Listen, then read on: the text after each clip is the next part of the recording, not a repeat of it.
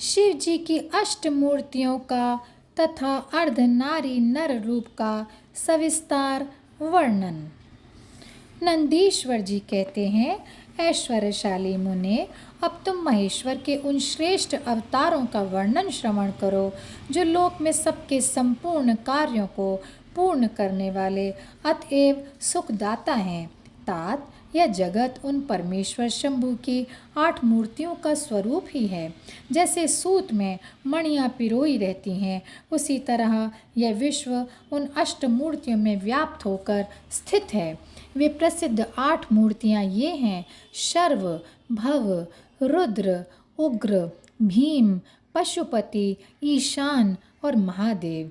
शिव जी के इन शर्व आदि अष्ट मूर्तियों द्वारा पृथ्वी, जल, अग्नि, वायु, आकाश, क्षेत्रज्ञ, सूर्य और चंद्रमा अधिष्ठित हैं। शास्त्र का ऐसा निश्चय है कि कल्याणकर्ता महेश्वर का विश्वंभरात्मक रूप ही चराचर विश्व को धारण किए हुए है। परमात्मा शिव का सलिलात्मक रूप जो समस्त जगत को जीवन प्रदान करने वाला है, भव नाम से जाना जाता है, जो जगत के बाहर भीतर वर्तमान है और स्वयं ही विश्व का भरण पोषण करता तथा स्पंदित होता है। उग्र रूपधारी प्रभु के उस रूप को सत्पुरुष उग्र कहते हैं। महादेव का जो सबको अवकाश देने वाला सर्वव्यापी आकाशात्मक रूप है, उसे भीम कहते हैं। वह भूत वृंद का भेदक है। जो रूप समस्त आत्माओं का अधिष्ठान, संपूर्ण क्षेत्रों में निवास करने वाला और जीवों के भवपाश का छेदक है, उसे पशुपति का रूप समझना चाहिए। महेश्वर का संपूर्ण जगत को प्रकाशित करने वाला जो सूर्य नामक रूप है, उसे ईशान कहते हैं। वह धुलोक में भ्रमण करता है। अमृतमयी रश्मियों वाला जो चंद्रमा संपूर्ण विश्व को आह्लादित करता है। शिव का वह रूप महादेव नाम से पुकारा जाता है। आत्मा परमात्मा शिव का 8वां रूप है। यह मूर्ति अन्य मूर्तियों की व्यापिका है, इसलिए सारा विश्व शिवमय है। जिस प्रकार वृक्ष के मूल को सींचने से उसकी शाखाएं पुष्पित हो जाती हैं, उसी तरह शिव का पूजन करने से शिव स्वरूप विश्व परिपुष्ट होता है। जैसे इस लोक में पुत्र पौत्र आदि को प्रसन्न देखकर पिता हर्षित होता है, उसी तरह विश्व को भली भांति हर्षित देखकर शंकर को आनंद मिलता है। इसलिए यदि कोई किसी भी देहधारी को कष्ट देता है तो निसंदेह मानो उसने अष्टमूर्ति शिव का ही अनिष्ट किया है। सनत कुमार जी, इस प्रकार भगवान शिव अपनी अष्टमूर्तियों द्वारा समस्त विश्व को अधिष्ठित करके विराजमान है। अतः तुम पूर्ण भक्तिभाव से उन परम कारण रुद्र का भजन करो। प्रिय सनत कुमार जी, अब तुम शिव जी के अनुपम अर्धनारी नर रूप का वर्णन सुनो।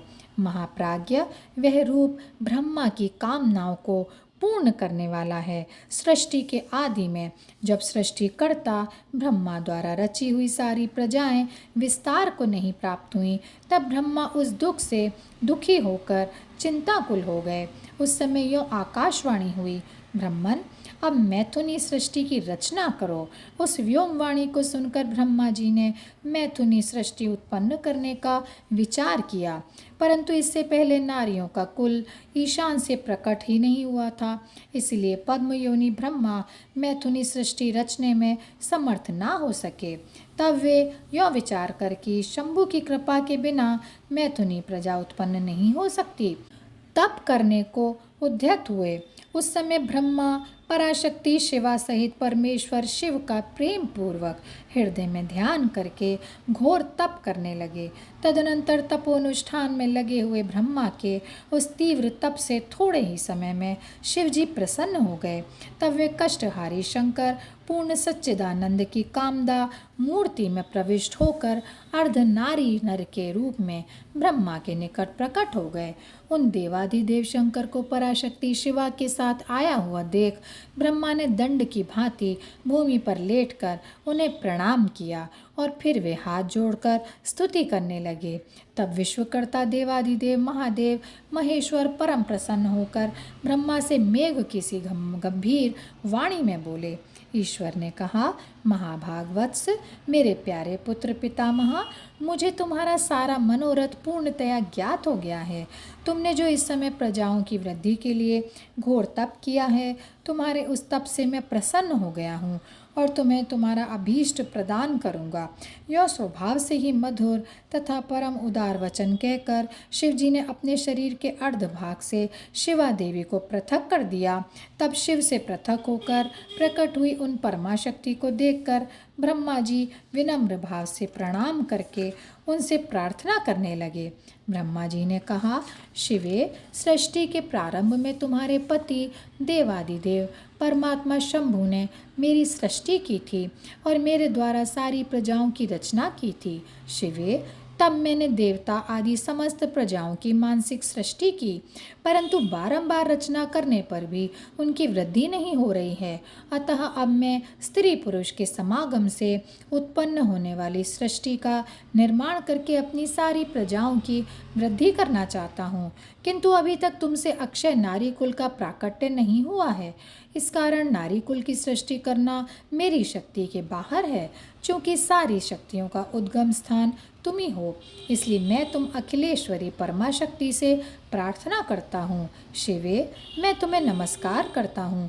तुम मुझे नारी कुल की सृष्टि करने के लिए शक्ति प्रदान करो, क्योंकि शिव प्रिय, इसी को तुम चराचर जगत की उत्पत्ति का कारण समझो। वरदेश्वरी, मैं तुमसे एक और वर की याचना करता हूँ। जगन्माता, कृपा करके उसे भी मुझे दे दीजिए। मैं तुम्हारे चरणों में नमस्कार करता हूँ। यह वर ये है, सर्वव्यापिनी जगत जननी, तुम चराचर जगत की वृद्धि के लिए अपने एक सर्वसमर्थ रूप से मेरे पुत्र दक्ष की पुत्री हो जाओ। ब्रह्मा द्वारा यों याचना किए जाने पर परमेश्वरी देवी शिवा ने तथास्तु ऐसा ही होगा कहकर वे शक्ति ब्रह्मा को प्रदान कर दी। सुतराम जगन्मयी शिव शक्ति शिवा देवी ने अपनी बाहों के मध्य भाग से अपने ही समान प्रभाव वाली एक शक्ति की रचना की। उस शक्ति को देखकर देवश्रेष्ठ भगवान शंकर, जो लीलाकारी, कष्टहारी और कृपा के सागर हैं, हंसते हुए जगदम्बिका से बोले। शिव जी ने कहा, देवी, परमेष्ठी ब्रह्मा ने तपस्या द्वारा तुम्हारी आराधना की है, अतः अब तुम उन पर प्रसन्न हो जाओ और उनका सारा मनोरथ पूर्ण कर दो।